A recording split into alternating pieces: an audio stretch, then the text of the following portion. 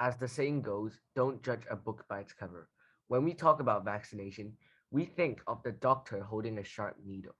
And yes, everyone has had this fear of vaccination. But is vaccination a curse or is it actually a blessing? And what types of vaccination are there?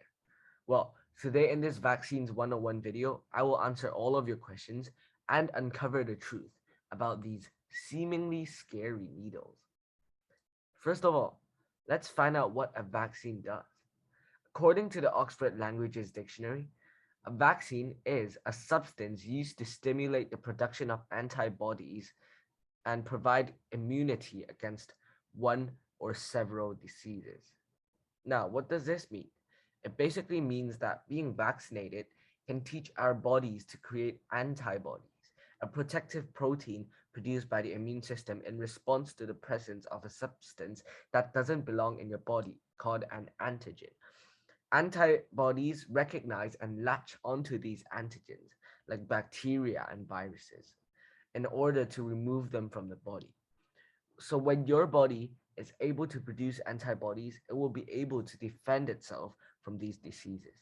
Now let's go back to the definition. Vaccines can be prepared from the causative agent of a disease, its products, or a synthetic substitute, treated to act as an antigen without inducing the disease. Well, this sounds even more complicated. This sentence basically talks about the different types of vaccines, which I will now unpack for you. There are several different types of vaccines. Each type is designed to teach your immune system how to fight off certain kinds of germs and the serious diseases they cause. When scientists create vaccines, they consider three main questions: how your immune system responds to the germ, who needs to be vaccinated against the germ, and the best technology or approach to create the vaccine. Based on all of these factors, scientists decide which type of vaccines they will make to target this germ. There are several types of vaccines. So the first one is the inactivated vaccine. These vaccines are made from the killed version of the germ that caused a disease. They are really safe and there won't be a risk of being accidentally infected as the germ is already dead. However, the inactivated vaccines usually don't provide immunity or protection that is as strong as other live vaccines. So you may need several doses over time called booster shots in order to get ongoing immunity against diseases. So some examples include hepatitis A, common flu, polio, and rabies. Next, the live attenuated vaccine. So this vaccine uses a weakened or attenuated form of the germ that causes a disease.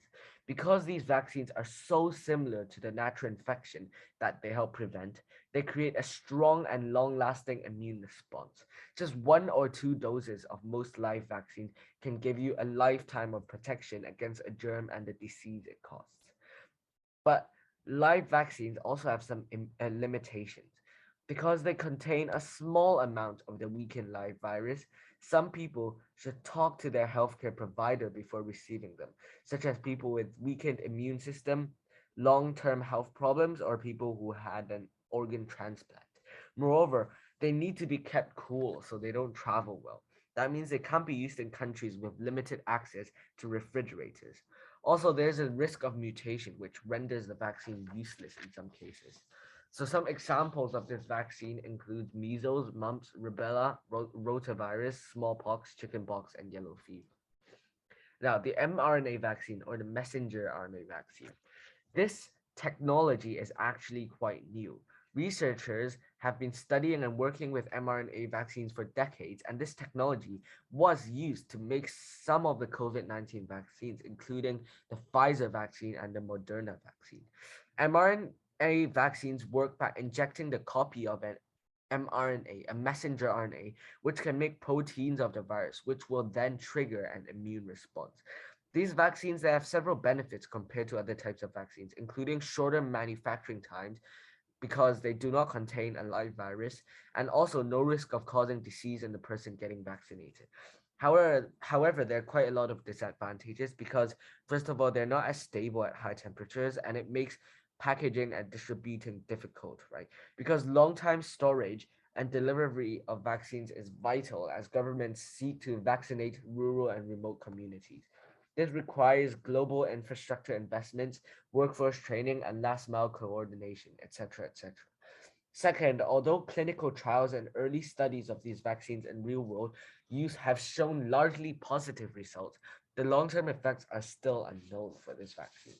Nevertheless, these mRNA vaccines are really promising for our future, and it might transform the technology of vaccines. Now, the fourth type of vaccination is the subunit vaccine. It's known by many, many other names, including the recombinant, polysaccharide, and conjugate vaccines. These vaccines use specific pieces of the germ, like its protein, sugar, or capsid. What are those? Well, if you want to find out, watch the Virology 101 video I created. Now, back to these subunit vaccines.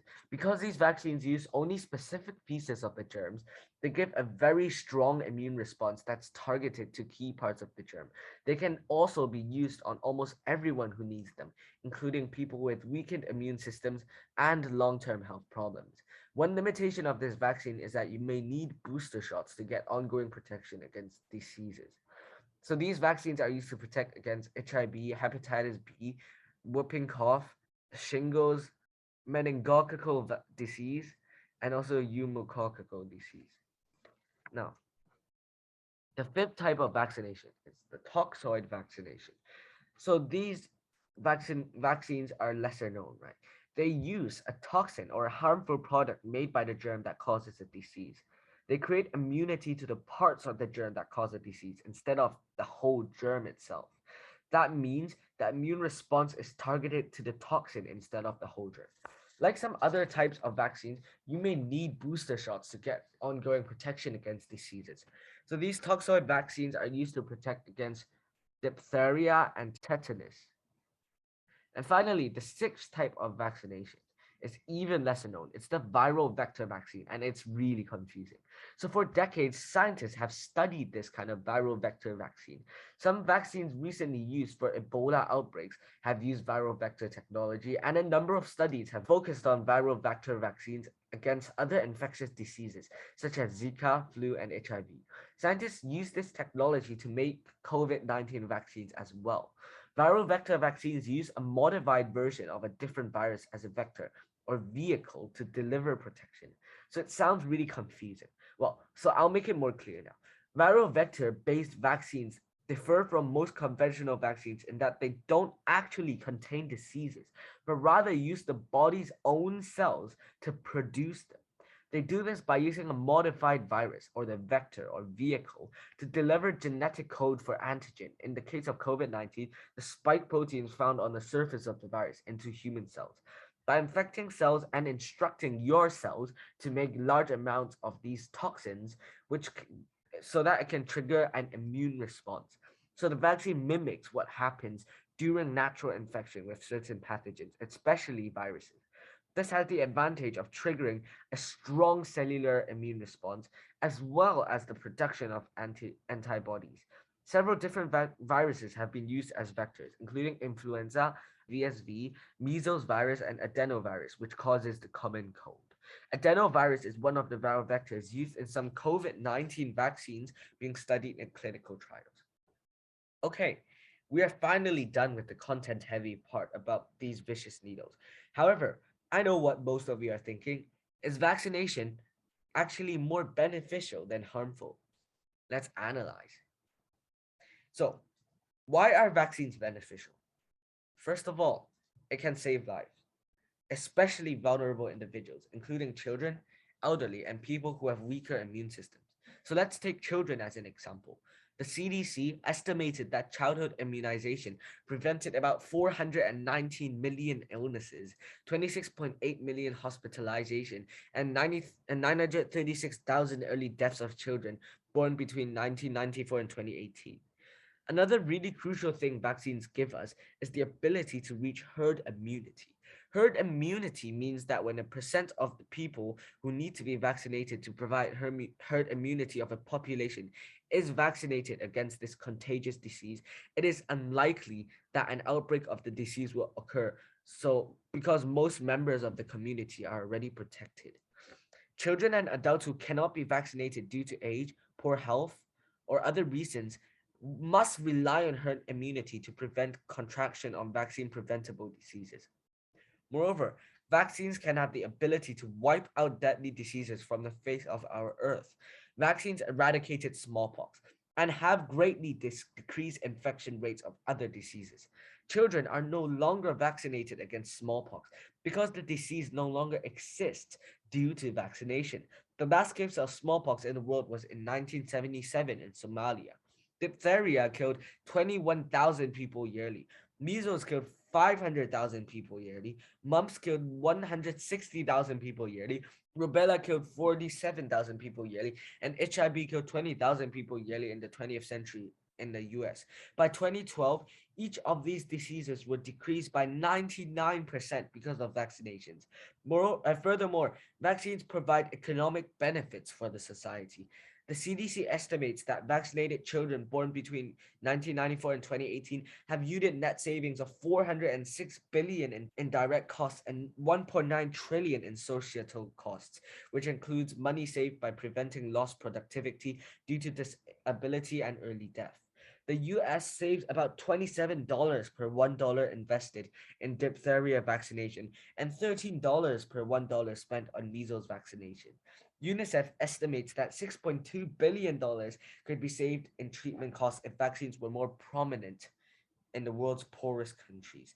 And this is a lot of money to save. Why are some people still hesitant about taking the vaccine?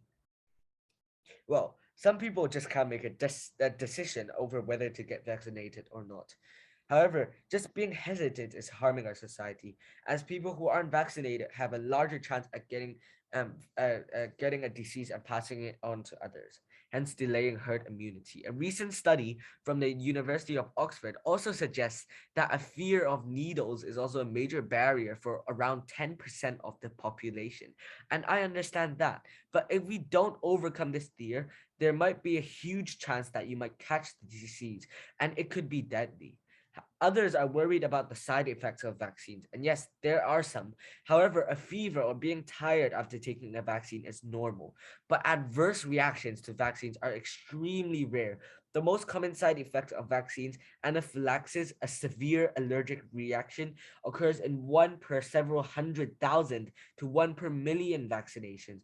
According to Sanjay Gupta, chief medical correspondent for CNN and practicing neurosurgeon, you are 100 times more likely to be struck by lightning than to have a serious allergic reaction to the vaccine that protects you against measles. Others are worried about harmful ingredients in vaccines. However, the ingredients in vaccines are safe in the mouse use. Ingredients such as thimerosal, formaldehyde, and aluminum can be harmful in large doses, but they're not used in harmful quantities in vaccines. People are exposed to more bacteria, viruses, toxins, and other harmful substances in one day of normal activity than they are in vaccines. The US FDA requires up to 10 or more years of testing for all vaccines before they're licensed, with the exception of the recent COVID vaccines. And then they are monitored by the CDC and FDA to make sure the vaccines and the ingredients used in the vaccination are safe. So, what's to be scared of? Still not satisfied with these answers?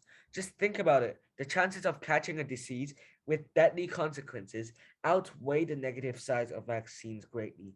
That's why we should get vaccinated in order to protect ourselves, our family, our community, our country, and our whole world. If you like this video, remember to like, subscribe, and watch my other videos. Zachary from What's Up, signing off.